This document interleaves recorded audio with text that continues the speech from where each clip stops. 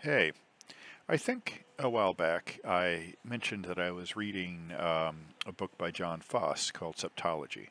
Well, that's a 700-page book, and I still am reading it, but I thought I would deal with some of his shorter stuff first. So this is morning and evening, and it is significantly shorter. It's about 100 pages, more or less.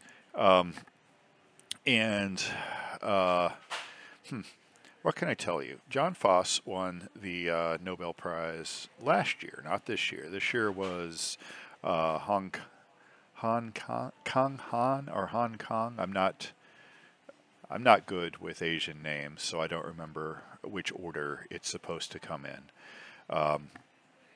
But she's the first South Korean person to win, and the first, maybe the second, or maybe the second Asian woman, and only a handful of women to win in the first place. I'm not sure how many there have been, but maybe around 10, maybe. I'm not positive. I can check that, but I don't think it's been many. Anyway, John Fosse won last year, and he is a Norwegian writer. And what can I tell you about him? Well, just like a caveat I had to make with Hong Kong, or Kong Han, it has to be noted that the style in what Foss is writing, I can only address English. And it would be interesting to know how distinctive this style is in Norwegian, or how this reads in Norwegian. Foss tends to write in a very kind of stream of consciousness kind of way. There is very little punctuation, and it's very repetitive. So, for instance, if a character, like in this book, a character is getting out of bed, he will think about getting out of bed and get out of bed, and then each of the actions he does will be narratorized, and you'll hear his thinking about getting out of bed like he always does in the morning, and etc., etc., etc., with what in English would read as comma splice after comma splice after comma splice.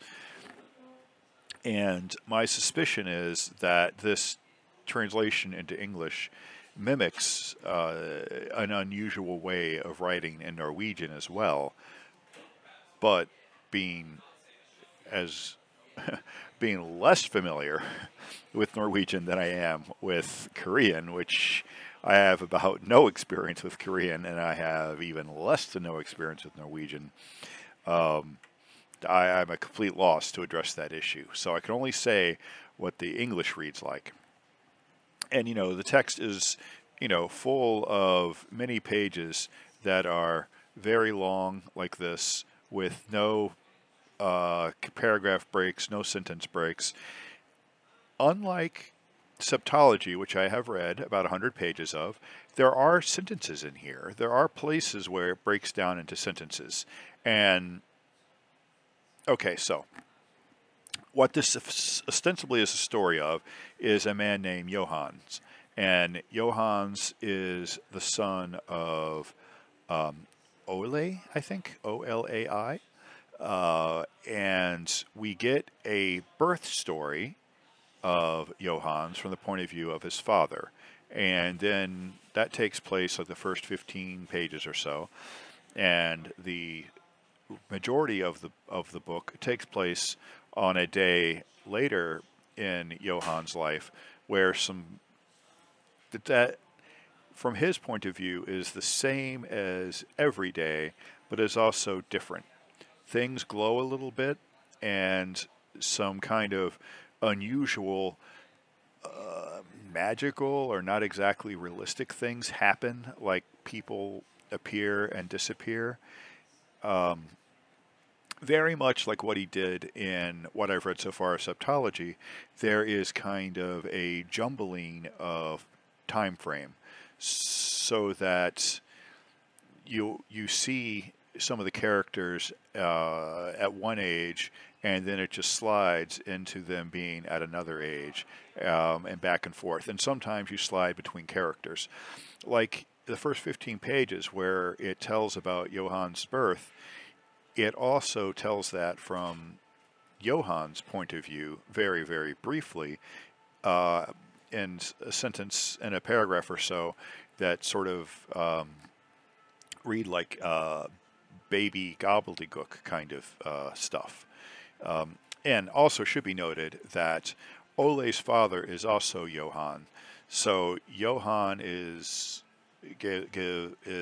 Ole's father, and then when Ole gets his wife pregnant, they have a child, and they name him Johannes. So there's a bit of confusion about the cycle of life here and which Johann we're getting. Are we getting the birth of Johann? Or are we getting the birth of his grandson?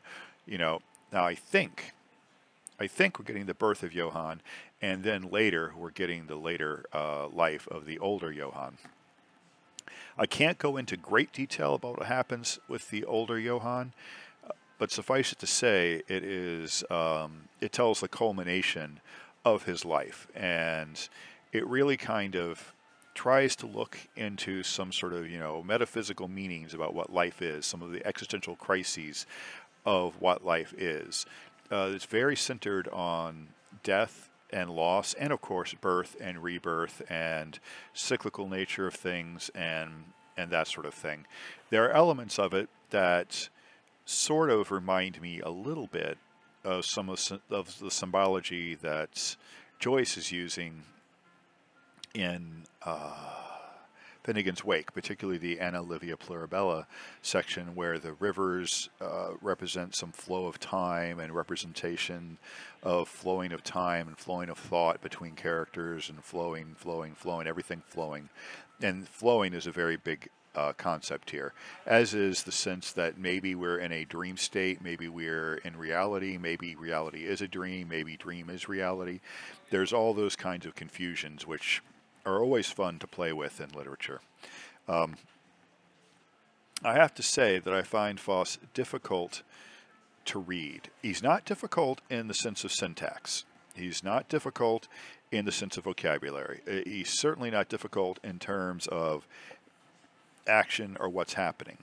But there's a certain kind of dream stasis going on where things don't happen and things don't happen, and then they happen. And that can be difficult. And then the stream of consciousness, well, you kind of have to pay a little bit of extra attention to what's going on, because if you lose track of things, backtracking a paragraph might not help, because it won't be clear exactly when you lost track of things and when things flowed from one thing to the next thing. So that is something that has to be taken into account. Now, I've read much more difficult prose in terms of all those other kinds of issues. The actual prose itself, at least again in translation, tends to be very, very simple. There isn't a lot of extended vocabulary. It tends to deal with very simple kind of sentence structures, at least in this format. So it's almost kind of like this stream of consciousness, this kind of, Faulknerian or Woolf or Joyce, or that kind of stream of consciousness writing, but sentence structures more reminiscent of something that maybe a Hemingway might have written. Very simple, and really and truly not delving that deeply into the metaphysics of things, dealing more with the actual factual reality, even though that reality is maybe dreamlike and maybe in and of itself symbolic or ambiguous. So it's a good book. It's a short read. It took me 2 days to read it, but I think I could have easily read it in one day. I think the entire thing would take me maybe an hour and a half, 2 hours to read. I've not had the most time to read in the last couple of days, obviously. So this would not take me very long to read in most circumstances. But it's a good read. It's fun. It's interesting. And I think that as looking at what I've looked so far at septology, I think that this shorter work is a much better kind of introduction, sort of get your feet wet into what Jon Fosse is about. Because honestly, what I've read of septology seems to deal with similar themes. The style is similar, the structure is similar, but the story in septology, I can already tell, is longer. The story is more fleshed out, is more filled out. There's more detail involved. So I think that septology is going to be a richer read for having read this first. So yeah, if you get a chance to check it out, I think it is worth reading. And well, that'll be it for today. Have a good day.